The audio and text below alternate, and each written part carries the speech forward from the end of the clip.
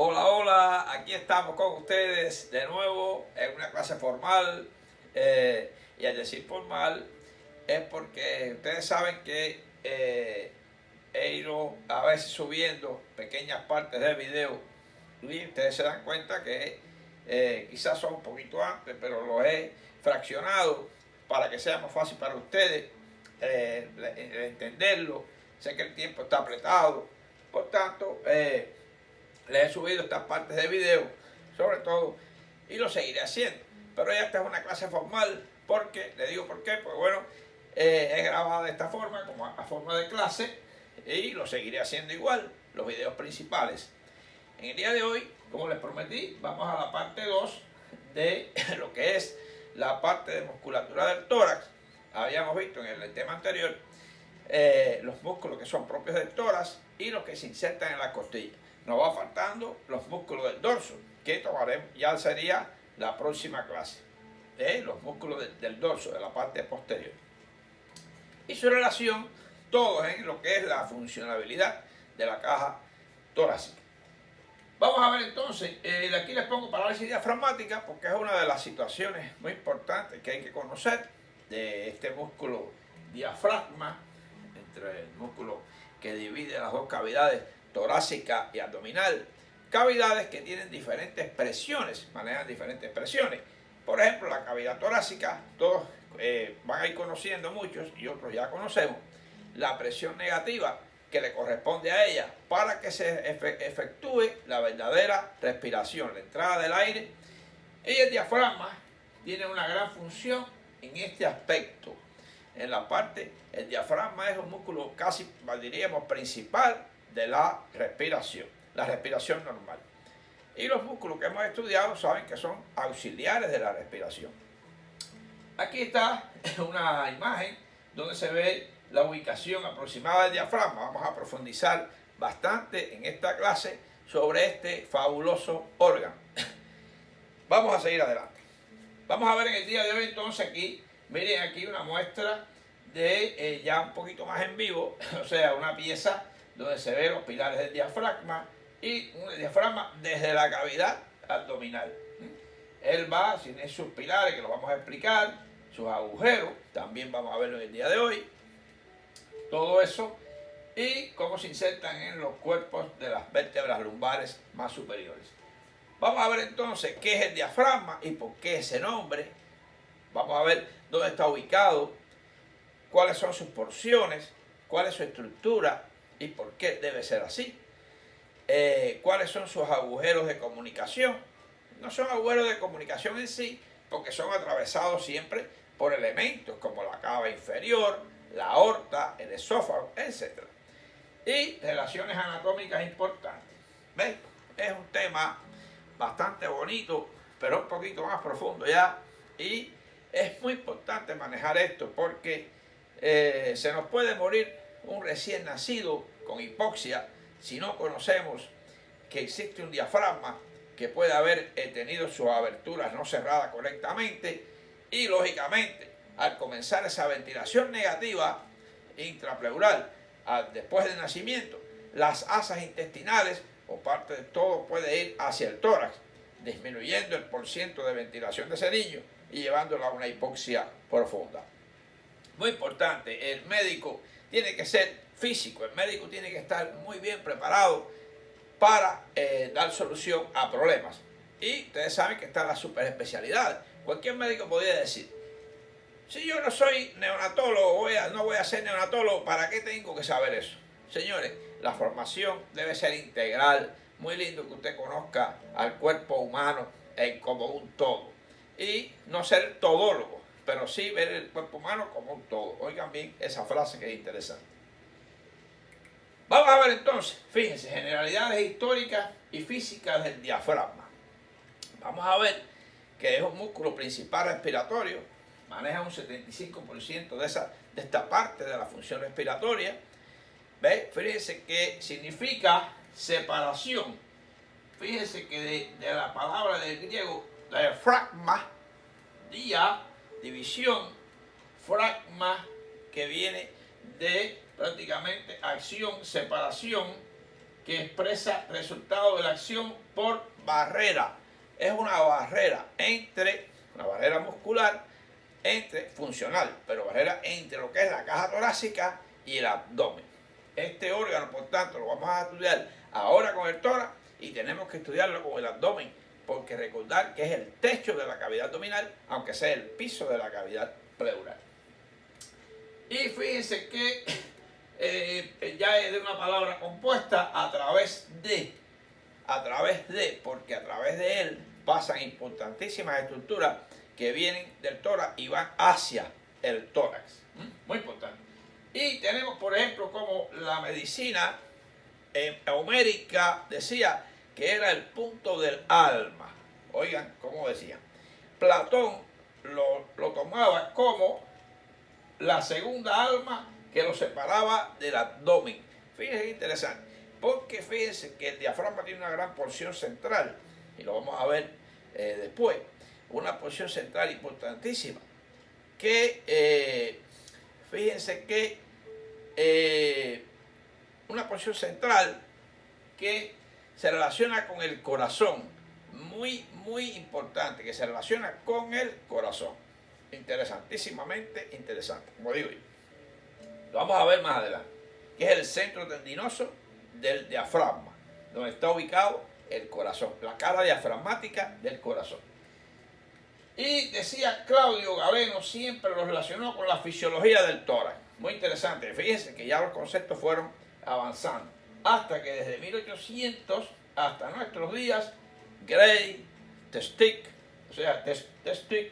de anatomía, Nether, todos los anatomistas, Moore, ya van profundizando en su anatomofisiología.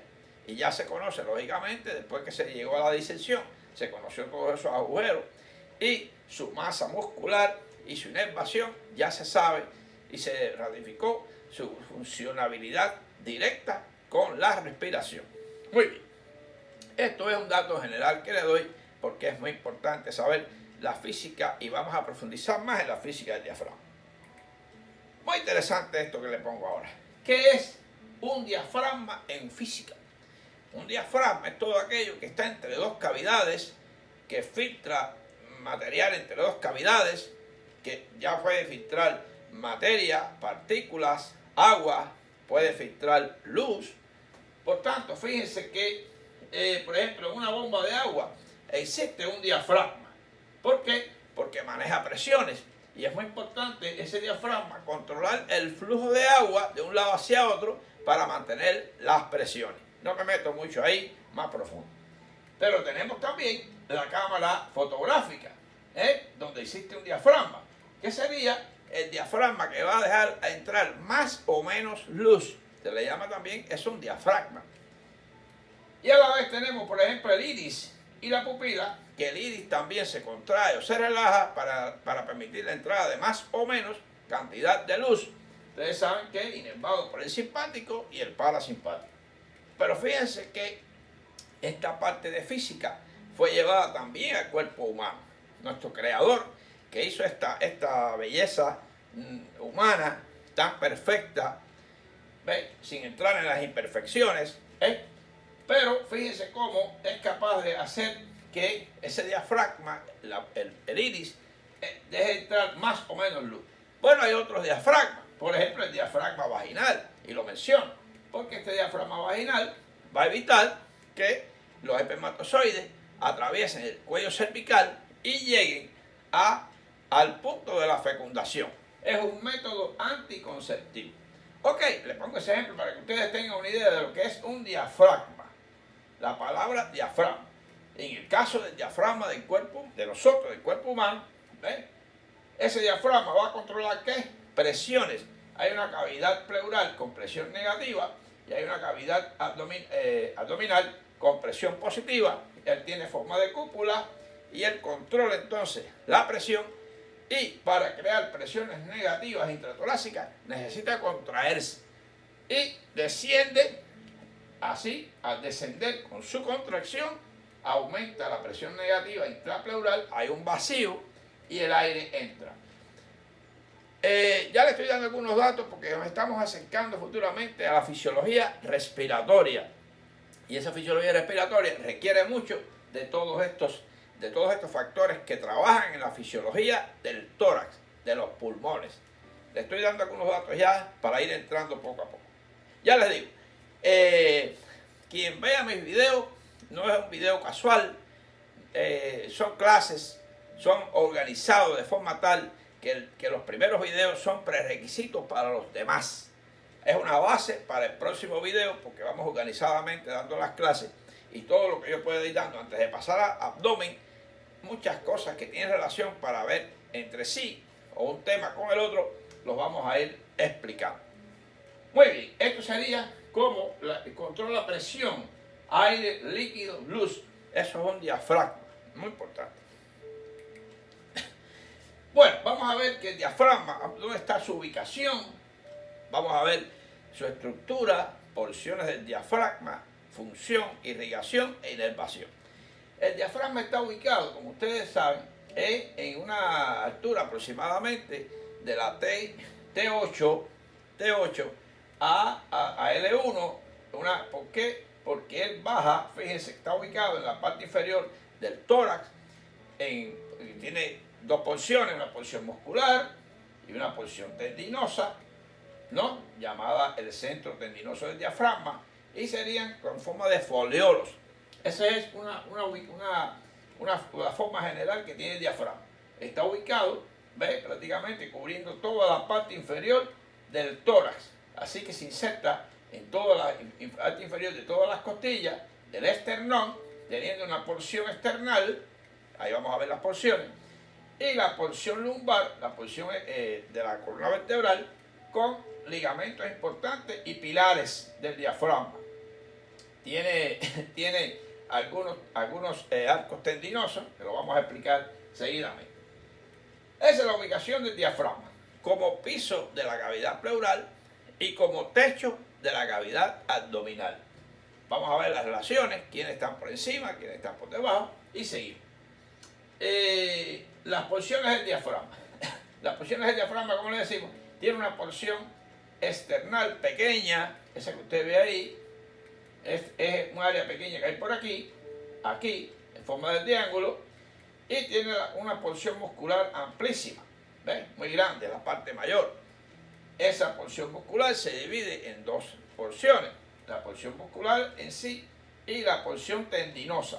La porción tendinosa se divide en tres foliolos, un foliolo derecho, un foliolo central, foliolo medio, que constituye el centro tendinoso del diafragma, donde descansa el corazón, como les digo, y tiene un foliolo izquierdo. Miren la inclinación del corazón hacia el lado izquierdo. Esto es una vista superior. Este es el foliolo del lado izquierdo. Tres foliolos. Vamos a ver entonces que vamos a ver que esa porción aquí de lo que es, tiene unas grietas por donde pasan algunas estructuras que pasaremos a explicar, ¿ves? Y algunos agujeros, cuando veamos los agujeros del diafragma. ¿Cuál es la función del diafragma? La respiración, se la he verificado ya varias veces. La irrigación del diafragma, vamos a ver por separado. Es muy importante. Este diafragma tiene hacia su parte central en distintos niveles. Por ejemplo, tenemos el agujero de la vena cava inferior, tenemos el agujero esofágico, ¿ves? Y tenemos el agujero aórtico, y tenemos algunas fisuras o agujeros que serían agujeros para los nervios espláncnicos y las venas hemiásicos. Las venas ácido y hemiácico que ascienden, ácido por el lado derecho, hemiácico por el lado izquierdo, que ascienden hacia el tórax, llevando sangre de los espacios prevertebrales inferiores. ¿Ves? Prácticamente. Todo esto va a verse cuando veamos la vasculatura del tórax, explicaremos bien todos estos detalles. Muy bien. Vamos a ver entonces lo que sería algunos agujeros del diafragma. Vamos a ver si por acá, porciones y agujeros del diafragma. Las porciones ya las hemos visto. Esta es una vista superior, esta es una vista inferior. ¿Cuáles serían? Vamos a ver más detalle aquí, los agujeros. Este es el agujero de la vena cava inferior a nivel de T8. Tenemos el agujero esofágico prácticamente a nivel de T11, T9, T11, por ahí se mueve, y el agujero aórtico a nivel de T12. T12, que ya pasa, esta es la aorta que viene del tórax, y ahí mismo va a dar algunas ramas importantes como son las frénicas inferiores. Muy importante, ahí las tenemos, esas frénicas que forman parte de la irrigación del diafragma. Fíjense, muy bien. Fíjense aquí la fisura que le hablaba, a todo eso. Vamos a ver entonces cuáles son los pilares o ligamentos del diafragma. Tenemos entonces el pilar, miren aquí los pilares, sería el pilar derecho, pilar izquierdo, aquí. Y fíjense que el pilar derecho forma como un cabestrillo muscular, que ese sería el hiato esofágico, donde pasa el esófago, muy importante. El esófago. Este sería el agujero de la vena cava. Tenemos entonces este pilar derecho y pilar izquierdo que forman arco. Este arco es arco ligamento tendinoso medio, lo que es el medio, ligamento arqueado medial o medio, que forma el agujero de la aorta. Estos dos que están aquí, uno medial y lateral, son para el paso de los músculos psoas mayor y cuadrado lumbar. Este es el cuadrado lumbar y este es el psoas, esos músculos que están ahí.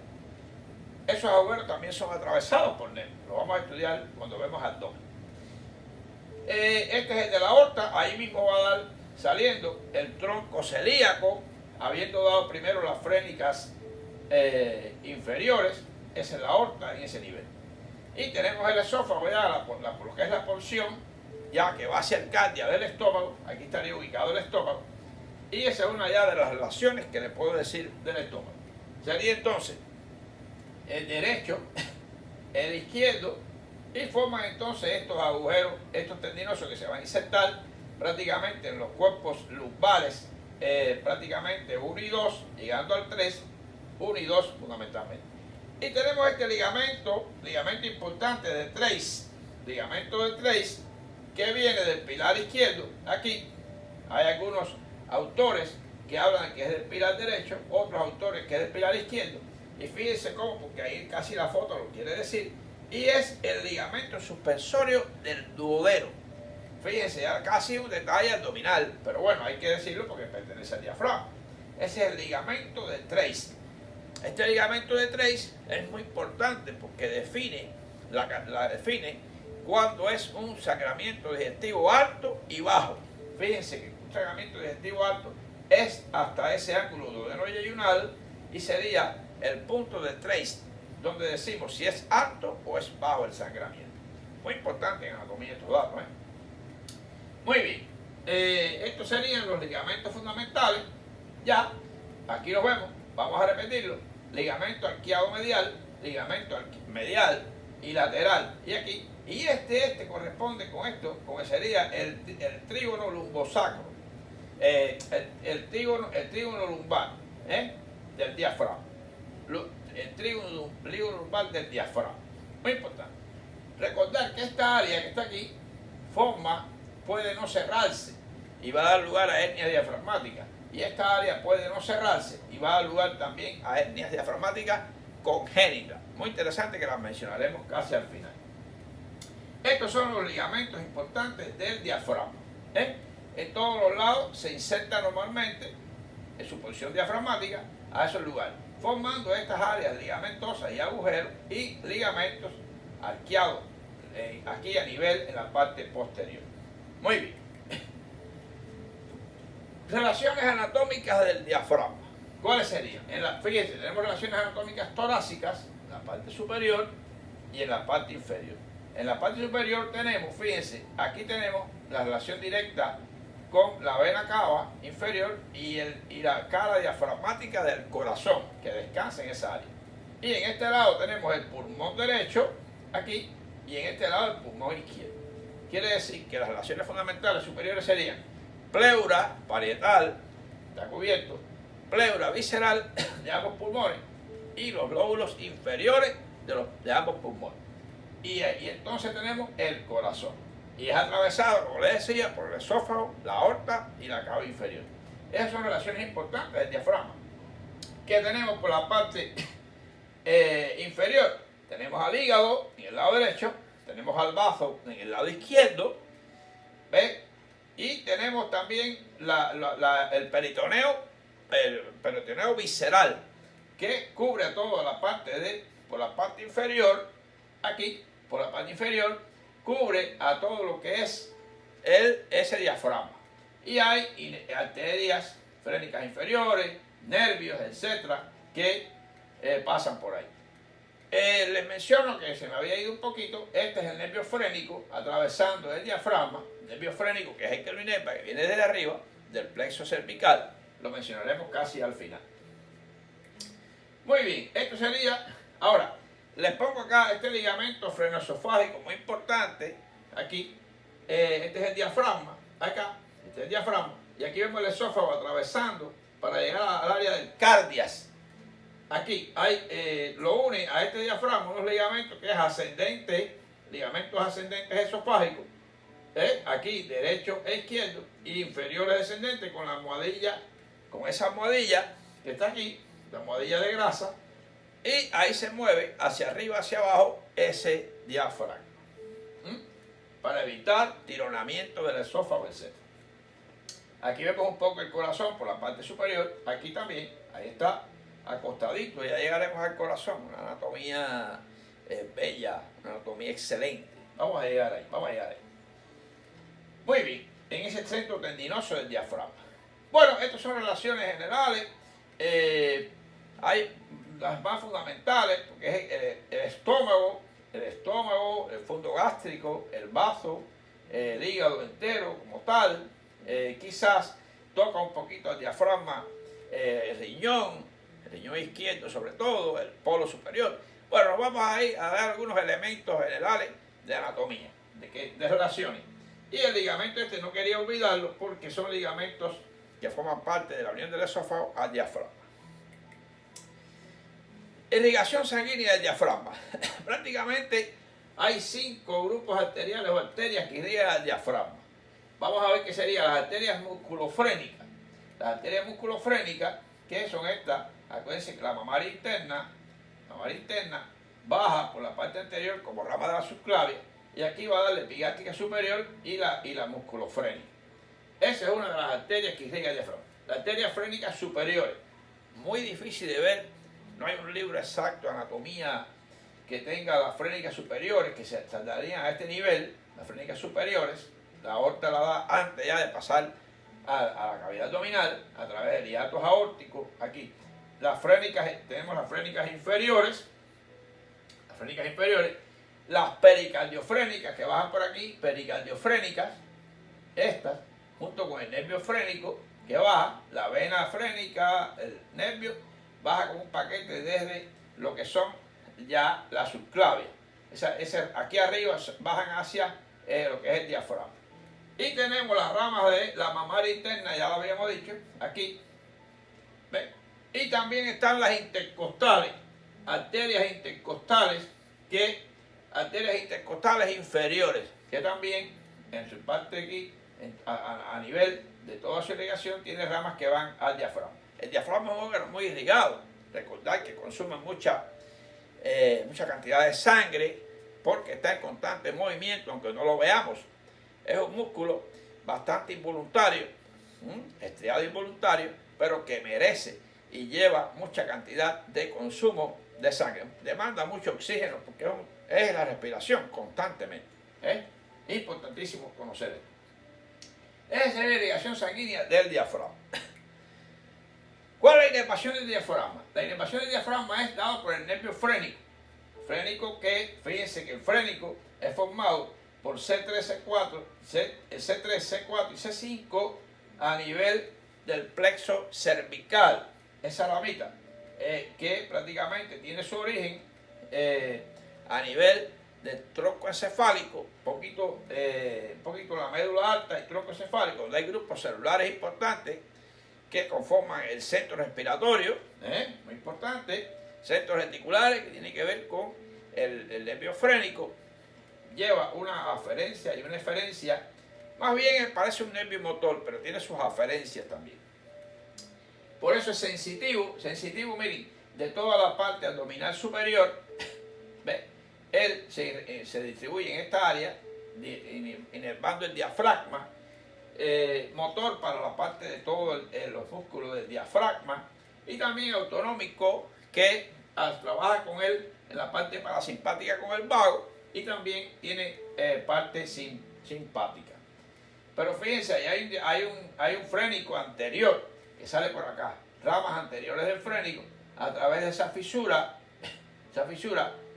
externo diafragmática aquí, hay fisuritas aquí por donde pasa la mamaria interna, la torácica interna, aquí, y también están las ramas anteriores del nervio frénico. Muy importante ahí. Y aquí se ve el nervio frénico llegando al diafragma. Y también distribuye algunas ramitas hacia lo que es pericardio, en la parte pericardial. Ese es el nervio frénico importantísimo, que baja hacia el diafragma. Esta es la inervación prácticamente del diafragma. Recibe una aferencia y eferencia. Recordad, la aferencia llega, lógicamente, a centros. La aferencia llega a través del vago y a través del neumogástrico, del glosofaringeo. Recordad, teniendo en cuenta el oxígeno, el CO2 a nivel del centros, a nivel del callado, de la bifurcación de la carótida común. Ahí, recuerden que está el cuerpo carotídeo y el seno. Y van hacia el tronco encefálico, y de ahí van órdenes hacia el diafragma o hacia las partes inferiores de los músculos intercostales, y aumenta la respiración, mantiene la respiración cuando hace falta oxígeno, Muy bien. Esto es así, esta es la parte fundamental de la inervación. Bueno, vamos a ver fisiología y papel del diafragma en la respiración. El diafragma como pistón absorbente. Bueno, ya les digo que el diafragma, que está ubicado en la parte inferior, cuando se contrae, ¿qué pasa? Que desciende, creando una presión negativa intrapleural. Hay varios mecanismos para la respiración, pero el diafragma es uno de ellos, Bien. ¿Y qué pasa? Que entonces, cuando baja el diafragma, el aire entra, el FiO2, el aire entra hacia los pulmones para realizar la hematosis, la ventilación a nivel alveolar. ¿Y qué pasa? Cuando se relaja el diafragma, asciende y el aire sale. Prácticamente la respiración, la parte inspiratoria, es forzada, y la ventilación, la parte de la expiración, prácticamente es un poco más espontánea, ya sea relajación del diafragma. Cuando se contrae, fíjense, cuando se contrae, baja y el aire entra. Cuando se relaja y sube, el aire sale. ¿Ven? Prácticamente varía la presión. Y, perdón. ¿Qué pasó aquí? Ay, perdón. Perdón.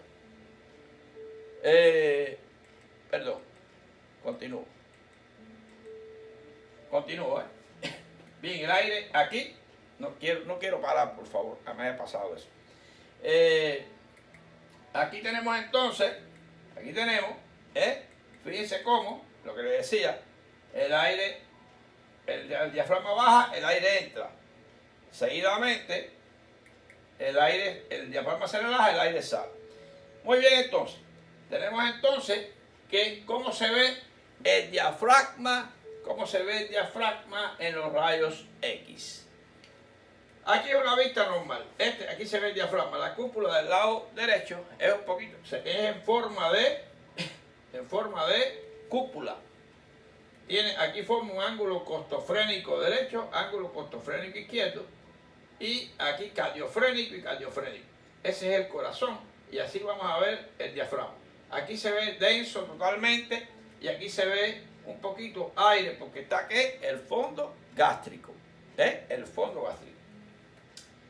Vamos a ver entonces, por ejemplo, ¿qué sería esto si este es el diafragma? Está oscuro y está esto aquí opaco. Sería un neumoperitoneo. neumoperitoneo, ¿eh? Aquí está la cámara gástrica, pero aquí no es normal ver esa imagen negra. Eso sería, por ejemplo, la úlcera perforada, un intestino perforado, alguna víscera hueca perforada. Muy importante esto.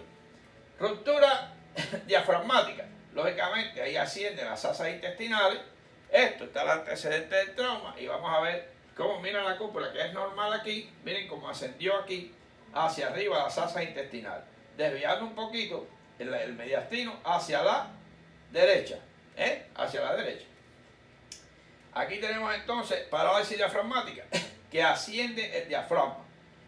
Nuevamente en este nivel, ¿verdad? Miren cómo ha subido. ¿Por qué? Porque sube. ¿Por qué sube? Porque la presión aquí es negativa y la presión intraabdominal es positiva. Va hacia arriba. Estos son ejemplos que les pongo para que vean la importancia de conocer al diafragma. Patologías del diafragma. ¿Cuáles serían las patologías del diafragma? La agenesia diafragmática, no puede faltar. Eventración. La eventración es totalmente, el diafragma prácticamente pierde su estabilidad y empuja hacia arriba todas las vísceras, pero no es un agujero, es todo, o sea, todo el diafragma va hacia arriba por un exceso de relajación. Aquí tenemos lo que serían las hernias congénitas, vamos a ver, de Larry-Morgagni y Hispod-Dalek, son congénitas, las más clásicas. Vamos a ver la hernia hiatal, se da un poquito de ejemplo al final. Y las funcionales, que sería parálisis diafragmática, la vimos ahorita, los movimientos involuntarios, están entonces las infecciones, quistidatídico, absceso subfrénico, que son abscesos que se pueden ubicar en la parte relacionada con el diafragma, debajo. Y las tumorales, son muy raros los tumores de diafragma como tal, pero son relacionados con neoplasia, lógicamente, de la parte muscular. Blastomiomas, etcétera, adenoma, etcétera, fibroma. Y aquí tenemos entonces un ejemplo que vamos a ver de la hernia hiatal y parahiatal. Del hiato. ¿Cuál hiato? Hiato exofágico. Muy importante. Hiato exofágico. Cuando veamos esófago, cuando veamos estómago, vamos a hablar más, a profundizar más sobre estas hernias y sus técnicas. La técnica de Nissen, la técnica de Tupet, para resolver estas hernias. La hernia diafragmática es espontánea, traumática y congénita. Puede ser espontánea, lógicamente, un diafragma débil. Se va la espontánea, está la parahiatal, la hiatal, que se forman paulatinamente. Y está la congénita. Ahí está este nervicito con todas esas asas intestinales. Es un dibujo, ¿ves? Pero miren aquí, como se ven con ese rayo X, se ven las asas metidas en el tórax. ¿Por qué? Porque puede ser una hernia de Hispod-Dalek, un defecto de la parte posterior, área lumbar. Van a subir esas asas, sería la de Hispod-Dalek. Y la de Larry-Morgagni, un defecto de la porción anterior del diafragma. No se cerró bien acá, por tanto, cuando el niño nace, que comienza la respiración o las presiones negativas, las asas intestinales, todo sube hacia arriba, llevándolo a una hipoxia. Se las presento un momentito rápido con algunos datos generales. La hernia hiatal, esta, fíjense, la hernia hiatal, esto es normal aquí, sube. ¿Qué pasa cuando se pierde la tensión del diafragma de esa región alrededor del hiato esofágico? Lógicamente, pues sube el contenido hacia arriba. Cuando la parte superior del estómago, un tercio por lo general, protruye a través del músculo grande que separa, a través del diafragma, a través del hiato esofágico. La hiatal y está la parahiatal. La hiatal es a través del hiato y la parahiatal son defectos que se producen próximos a ese hiato y la presión hace que el estómago también ascienda. Por eso les ponía aquí esta, la hernia hiatal, sola, aquí, esta es la hiatal, y esta es la parahiatal, paraesofágica o parahiatal, paraesofágica. Miren el fondo gástrico cómo sube, ¿ven? Aquí está subiendo a través del mismo hiato, porque se va todo el fondo, un tercio aproximadamente, y aquí está parte del fondo gástrico hacia arriba. Es importante. Aquí está una gastroscopía. Vamos a ver cómo se hace el diagnóstico de esta hernia hiatal. clínico por pirosis, regurgitaciones, hay mal control de esfínter, por tanto el paciente puede tener neumonías a repetición, afecciones, molestias al tragar, signos de quemazón retroesternal. Se puede pensar inclusive muchas veces que es un dolor precordial. Se puede confundir inclusive a veces, cuidado, con un infarto del miocardio, de cara diafragmática. Es más, infarto de cara diafragmática puede parecer una hernia hiatal, una pirosis, etc. Los dolores son un poquito diferentes, pero puede confundir. Dolor retroesternal, que confunde, por eso le digo, y se haría un examen contrastado de esófago, muy importante, y se va a ver inmediatamente la penetración de la parte de estómago, parte de esófago dilatado hacia la cavidad torácica. Y también la endoscopía. La endoscopía se va a ver al entrar, se va a ver inmediatamente, mucho antes de llegar a lo que es el lugar del diafragma. Ya se ve mucosa gástrica del fondo gástrico dentro y la regurgitación fácil. Se ve fácilmente la regurgitación sin control del quimo hacia el esófago. Son diagnósticos de lo que es la hernia hiatal. Técnicas quirúrgicas.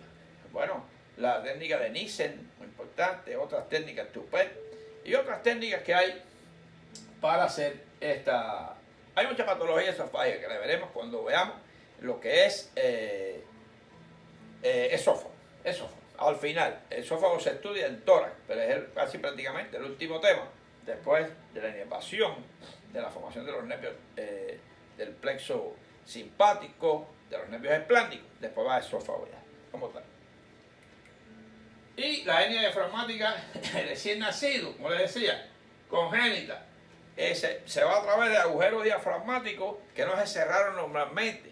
Se puede hacer diagnóstico inclusive intraútero, y se ha llegado a operar intraútero. Oigan bien, les puedo pedir que revisen esta parte, interesantísima. Se puede diagnosticar antes que el niño nazca.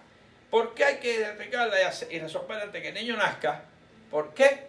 Porque todavía en esta fecha, recuerden que la ventilación del niño no depende de sus pulmones, depende de la placenta, del aire de la madre, que viene a través de esa gran vena umbilical grande que viene hacia el ombligo y no depende de sus pulmones. Pero ¿qué pasa? Que y no hace falta, no importa que haya este defecto del diafragma, pero al nacer, cuando ya el niño va a ventilar y sus pulmones se expanden, esa presión negativa atrae hacia arriba las asas intestinales a través de esos agujeros. En el caso de la hernia hipodalex, que afecta el costado y la parte posterior, y de Larry Morgani, que es la parte anterior, produce entonces hipoxia y puede tener un Apgar bien bajo con respecto a la respiración. El Apgar tiene varios puntos, ustedes saben, lo que es pulso, lo que es el estado hemodinámico, la irritabilidad, lo que es la capacidad de respirar, que entra en esto, y esa hipoxia le puede dar un Apgar bien bajo. Y esto tiene que conocerlo el neonatólogo, pero el médico general también, porque muchos médicos se pueden presentar en su posgrado, en sus primeros tiempos que empiezan en su medicina. Pero hay un caso cualquiera que se le puede presentar y debe conocer tener el ABC de la medicina, aunque ya sea médico general, debe tener los conceptos generales de todo un poco, como se dice. El ABC. Y tenemos la parálisis diafragmática, ya se la había mencionado. Fíjense que una lesión frénica puede ser por atrofia diafragmática, y la parálisis diafragmática, pérdida completa de movilidad del diafragma con ascenso. Por ejemplo, mírenlo aquí, este es el nivel normal del diafragma. Aquí miren, puede confundir con qué, lógicamente, con un empiema, puede confundir con un tumor, una neumonía basal. Entonces son diagnósticos diferenciales de esa imagen que está ahí. Pero si esa imagen está ahí y hay dificultad respiratoria, etc., y la analizamos bien, vemos que la cúpula está bien formadita, pero elevada. Por tanto, sería un acceso del diafragma y por una parálisis diafragmática. Muy bien. Y tenemos entonces el hiccup. Este importantísimo y difícil de tratar muchas veces. Lo hay crónico, lo hay inestable y crónico, intratable, importantísimo. También le llaman singultus o singultus. Es una contracción espasmódica involuntaria repetitiva del diafragma. Y los músculos intercostales que lo provocan. Una inspiración súbita de aire. O sea, ese hipo, todo quien no ha conocido o ha tenido un hipo, ya sea agudo, otros lo han tenido persistente. Entonces, bueno, hay muchas formas de tratarlo, sedantes, unos sorbitos de agua por unos 30 segundos sin respirar. Hay muchas formas que se hablan de eliminar este hipo, pero en realidad puede ser por distensiones gástricas, mucha aerogastria, etcétera, cosas que producen, o también irritabilidad del nervio frénico a un nivel determinado. Cuando veamos ya prácticamente mediastino superior, mediastino, la anatomía mediastino más adelante, vamos a ver con quién se relaciona el diafragma a los distintos niveles y quién pudiera provocar esta irritación diafragmática y llevar a hipo, a lo que es el hiccup, el hipo. Muy bien, por tanto, nada, yo espero que la parte anatómica fue un poquito más rápida, pero ¿qué les digo? Recalcar en la inervación del diafragma, recalcar en su función, ¿ves? Y ahí bien todas esas aberturas que comunica el tórax con el abdomen, el hiato esofágico, el hiato aórtico, ¿ves? Prácticamente, y el de la vena cava superior, inferior, perdón, vena cava inferior. Bueno, pues le doy muchas gracias y les digo que el buen médico trata la enfermedad. Oiga, puede ser gran médico, trata una enfermedad tremenda, sabe todos los síndromes, el caballo, como decimos, pero el gran médico, fíjense, el buen médico trata, pero el gran médico trata al paciente que tiene esa enfermedad. ¿Qué quiere decir de William Osler? ¿Recuerdan los nódulos de Osler? Es importantísimo, nódulos de Osler en las manos, las enfermedades reumatoides, las fiebres reumáticas, todo esto, nódulos de Osler en la endocardititis bacteriana. Estos nódulos son importantísimos. Y este señor fue el que le dio el nombre a eso. Bueno, el buen médico trata la enfermedad, pero el gran médico, o el perfecto, trata al paciente que tiene esa enfermedad. Hay una ansiedad detrás, hay una familia detrás de ese problema, hay un problema social detrás de ese problema, porque el paciente es un ente biopsicosocial. No olvidar eso, que estamos tratando su psicología, estamos tratando su sentimiento, sus problemas. Viene a nosotros a buscar tranquilidad y salud, no solamente a que le quites, por ejemplo, los silbidos o le quites la falta de aire y tiene una crisis asmática. ¿Por cuánto voy a ser asmático, doctor? Tráteme, quíteme esto, me tiene loco. Mi familia también muy preocupada. Eso es la integrabilidad del tratamiento a un paciente.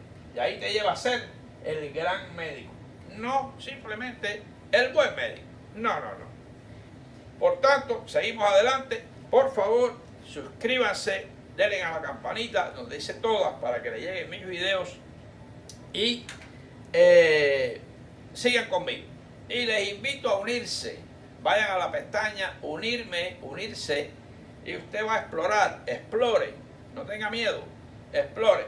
Y si alguno de esos niveles, incluyendo el nivel 2 o el nivel 3, que incluye las tutorías directamente conmigo, podemos establecer una relación más profunda. Pero solo esto es, honestamente, si se hacen miembros del canal. Y el primer nivel es como un super sans, lo he dicho varias veces, donde se agradece mi trabajo. Adelante, revisen y miren a ver si usted cree que puede compartir conmigo esta pestaña de unirse al canal conmigo. Seguimos adelante, nos vemos ya en la próxima clase en los músculos del dorso, la parte posterior del tórax, para seguir conformando la caja torácica, y después nos vamos para adentro todo lo interesante de ese mundo de aparato respiratorio y o cardiovascular, etc.